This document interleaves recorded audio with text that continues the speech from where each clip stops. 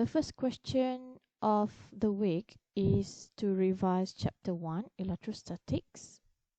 Okay, the question is Figure 1.7 shows two charges, Q1 and Q2. Okay, so we have Q1 is negative 3.2 times 10 to minus 6 and Q2 is 4.8 times 10 to minus 6 coulomb. Okay, they are separated by 4 cm. At position P, we have position P here. Okay, first is to sketch the electric field. So remember, we have electric field is symbolized as E. Okay, so electric field must be drawn at position P, and this electric field is due Q1 and also Q2. Okay, so to do the sketching, we have a negative charge here for the first charge, Q1. So negative means that from point P, the electric field will be going inwards. So this is labeled as E1 as we have Q1 here. And then for Q2, it is positive. So from this charge, from this positive charge, it will be going outward. Okay, the direction is outward. So you can label it as E2. Okay, so that's for the first question. So if we draw it back here, your answer will be at point P, you'll have E1 here and also E2 here. So the label of your vector is compulsory so that examiners will know which one for which. For B, we have to calculate the electric potential. So the symbol is V.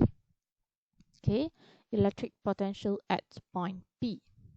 Okay, so let us write down the equation first. Vp is equal to V due to charge number 1 plus V due to charge number 2.